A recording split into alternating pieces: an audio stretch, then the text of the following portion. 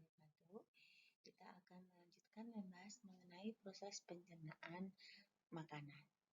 Dalam proses pencernaan makanan, ingat untuk yang kemarin bahwa ada 5 zat makanan, yaitu yang pertama karbohidrat, yang kedua adalah protein, yang ketiga adalah lemak. Yang keempat adalah vitamin, yang kelima adalah mineral. Kita akan membahas 3 proses pencernaan makanan, yaitu karbohidrat, protein, dan lemak.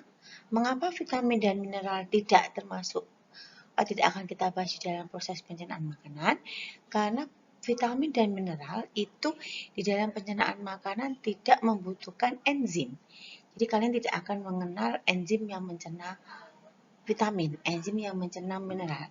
Karena zat makanan vitamin dan mineral itu bisa langsung diserap oleh tubuh dan diedarkan oleh darah ke seluruh sel-sel tubuh kita. Kita mulai dari pencernaan karbohidrat. Tentunya kalian ingat untuk pencernaan karbohidrat itu misalkan adalah kalian makan nasi, di mana nasi itu kandungannya adalah karbohidrat yang jenisnya polisakarida, yaitu pati atau amilum. Nah, ini dan di sini kalian bisa perhatikan organ-organ yang berperan dalam pencernaan karbohidrat itu apa saja. Yang pertama adalah organ mulut. Di sini ada organ mulut.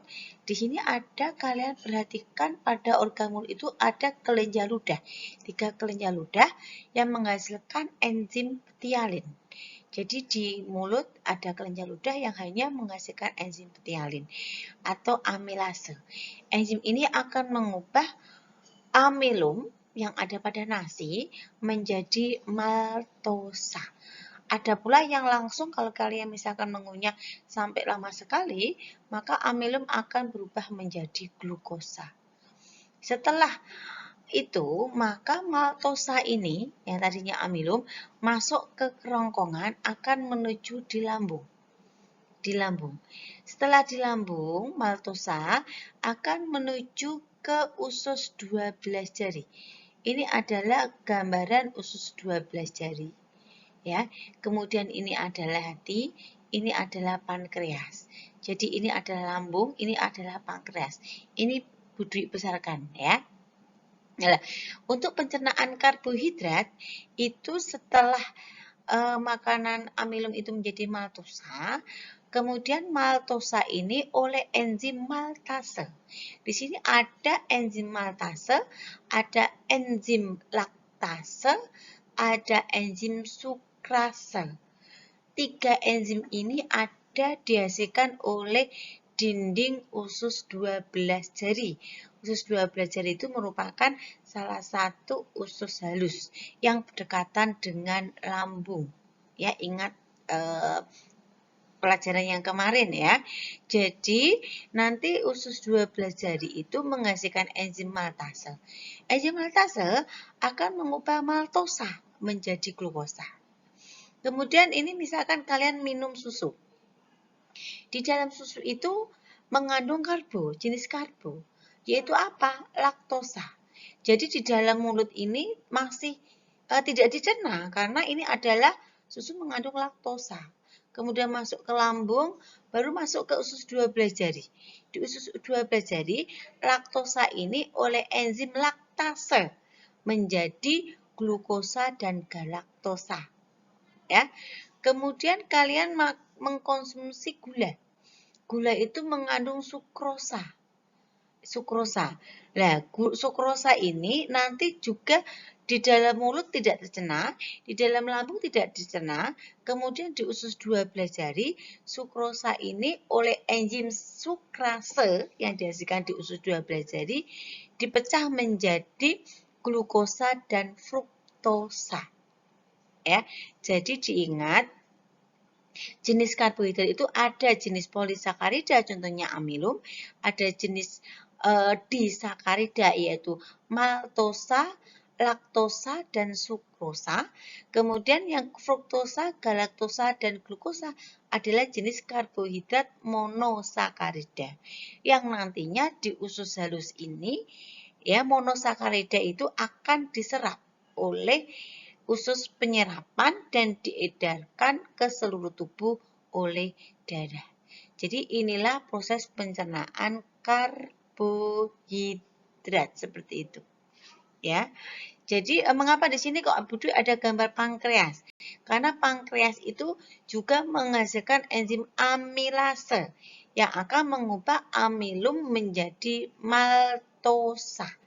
Jadi misalkan nih kalian makan nasi tidak dikunyah, maka kalau tidak dikunyah, nasi di dalam mulut itu akan tetap. Enzim kelenjar ludah belum menghasilkan enzim ptialin. Tapi kalian jangan khawatir. Kenapa? Karena nanti di pankreas itu juga menghasilkan enzim amilase yang akan mengubah amilum menjadi glukosa. Jadi sebenarnya nasi itu mengandung amilum yang nantinya akan diubah yang terakhir kali dipecah menjadi glukosa. Bu, mengapa dipecah? Karena amilum ini merupakan polisakarida yang rantainya panjang. Sehingga kalau tidak dipecah, maka usus halus tidak mampu menyerapnya seperti itu, ya. Kita lanjutkan ke proses pencernaan protein. Seperti yang kemarin Budi terangkan, mengapa di dalam proses pencernaan protein itu tidak ada gambar organ mulut? Kenapa? Karena protein itu pertama kali dicerna di lambung. Di sini di lambung. Pertama kali pencernaan protein itu di lambung, nanti lambung menghasilkan enzim pepsin menjadi proteosa atau pepton, ya. Protein dihancurkan oleh enzim pepsin yang dihasilkan di lambung menjadi pepton.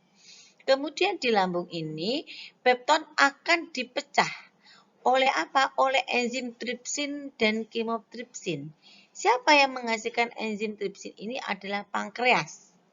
Pankreas menghasilkan enzim tripsin. Enzimnya itu disalurkan ke usus 12 jari. Ya, di usus 12 jari. Jadi dari lambung akan masuk ke duodenum. Dan nanti di duodenum ini yang tadinya sudah tidak protein lagi, tetapi sudah menjadi pepton.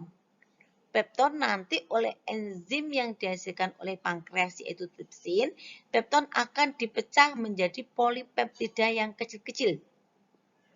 Ya, kemudian di usus 12 jari juga di duodenum itu menghasilkan enzim peptidase, ya, atau erepsin yang nantinya di erepsin ini atau peptidase akan memecah polipeptida menjadi asam amino. Jadi kesimpulannya, ketika kalian mengkonsumsi protein, contohnya kalian mengkonsumsi ikan, tempe, tahu yang mengandung protein akan dipecah oleh enzim sehingga hasil akhirnya adalah asam amino yang nantinya asam amino akan diserap oleh usus halus dan diedarkan ke seluruh tubuh bersama aliran darah. Jadi ini merupakan proses pencernaan protein, ya. Kemudian kita lanjut yang terakhir. Yang terakhir itu adalah pencernaan lemak. Ya. Di sini ada gambarnya hanya hati, kemudian pankreas, kemudian duodenum. Mengapa? Karena lemak ketika kalian misalkan makan telur digoreng, berarti ada minyaknya. Minyak itu mengandung lemak atau kalian makan daging, di mulut itu masih tetap belum dipecah. Masuk ke dalam kerongkongan, kemudian ke lambung. Di lambung juga belum dipecah. Setelah lambung, masuknya ke usus 12 jari. Mulai disinilah lemak akan dipecah. Dengan bantuan apa? Yang pertama, empedu ini akan menghasilkan garam empedu, ya. Hati mengandung kantong empedu itu menghasilkan garam empedu, kemudian di sini dia akan mengemulsikan lemaknya menjadi emulsi. Setelah lemak itu mengalami emulsi, maka baru lemak itu bisa dipecah oleh lipase. Siapa yang menghasilkan lipase? Yang menghasilkan adalah pankreas. Pankreas mengeluarkan getah lipase disalurkan ke duodenum. Jadi kerjanya di mana? Di duodenum. Makanan tidak mampir ke pankreas, tetapi di duodenum di mana pankreas itu seperti yang kemarin sudah diterangkan merupakan kelenjar, bukan saluran, karena dia menghasilkan enzim yang enzimnya disalurkan ke duodenum. Antara lain enzimnya ada lipase. Setelah lemak mengalami emulsi, baru lipase mampu bekerja, ya, mengubah menjadi apa? Asam lemak dan gliserol. Sehingga asam lemak dan gliserol inilah yang nanti akan diserap oleh usus halus dan diedarkan ke seluruh tubuh. Jadi demikianlah proses pencernaan zat makanan, 3 zat makanan, karbohidrat, lemak, protein. Mengapa ada 3? Karena memang 3 zat makanan ini harus dipecah dengan bantuan enzim agar bisa diserap oleh usus halus dan bisa diedarkan ke seluruh tubuh bersama aliran darah. Ya, demikianlah proses pencernaan makanan. Semoga bermanfaat. Assalamualaikum warahmatullahi wabarakatuh.